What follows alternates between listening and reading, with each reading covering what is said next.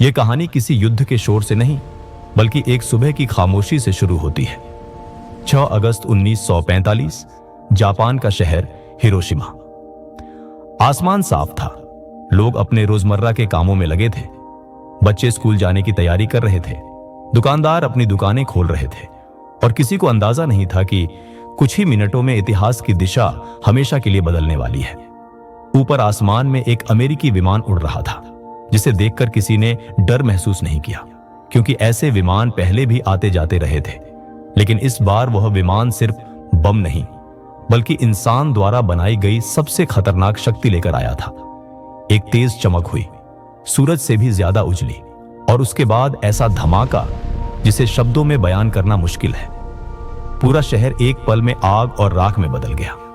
Hiroshima पर गिराया गया यह परमाणु बम सिर्फ एक हथियार नहीं था, यह इंसान की सोच की चरम सीमा थी।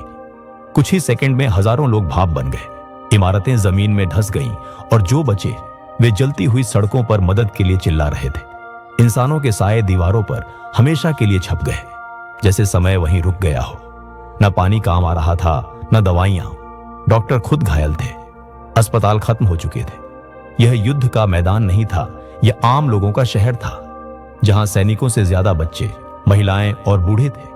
लेकिन युद्ध में नैतिकता अक्सर सबसे पहले मरती है। दुनिया अभी इस सदमे से उभरी भी नहीं थी कि 9 अगस्त 1945 को नागासाकी पर दूसरा परमाणु बम गिराया गया। पहाड़ों से घिरा यह शहर शायद किस्मत से पूरी तरह तबाह होने से बच गया, लेकिन तबाही फिर भी भयानक थी। आग का गोला, काली बारिश, और उसके बाद एक अजीब सी खामोशी।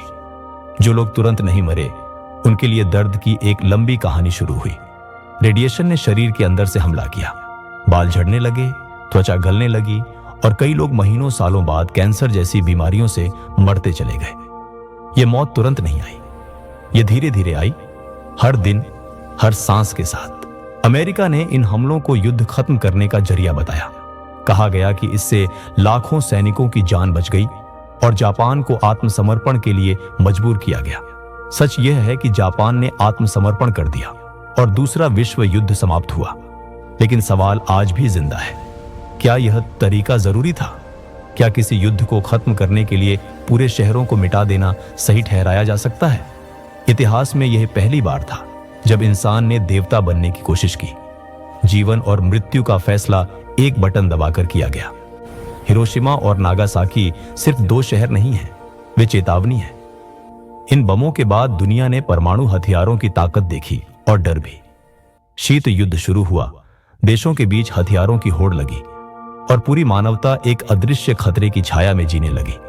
एक तरफ विज्ञान ने तरक्की की, दूसरी तरफ वही विज्ञान विनाश का सबसे बड़ा साधन बन गया। यह वह मोड़ था जहां इंसान को खुद से पूछना चाहिए था, हम आगे क्या बनना चाहते हैं, निर्माता या विनाशक?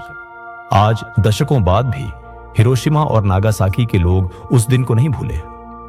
वहां शांति स्मारक हैं, मोमबत्तियां हैं, और हर साल एक ही प्रार्थना दोहराई जाती है, दोबारा कभी नहीं।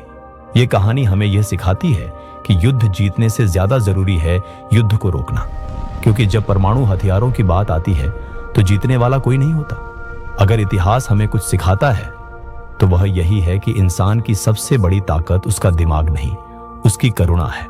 और अगर करुणा हार गई तो अगला बटन शायद किसी और के हाथ में होगा।